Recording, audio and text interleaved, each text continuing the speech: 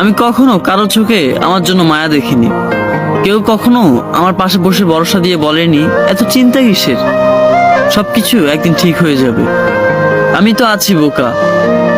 কেউ ভাবেনি কখনো আমার বিষয়ে, কেউ কখনো আমাকে একমাত্র প্রিয় মানুষের তালিকায় রাখেনি।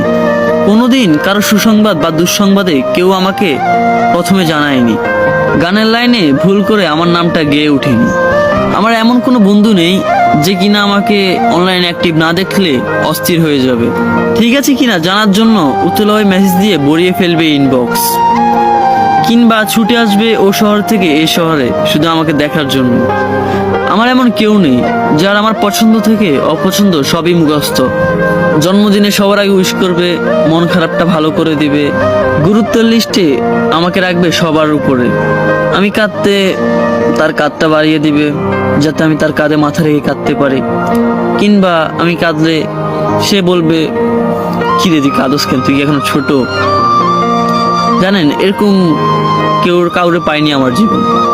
আমি কখনো কারো প্রেমিক হতে পারিনি। আমার জন্য কখনো কেউ বুক পকেটের স্বপ্ন বুনে রাখেনি। আমার অগোছলা চুলে আলতো করে হাত বুলিয়ে দিয়ে বলবে আমি শুধু তোমাকেই ভালোবাসি। ভুল বানানের চিঠি লিখে কেউ আমার বইয়ের বাজে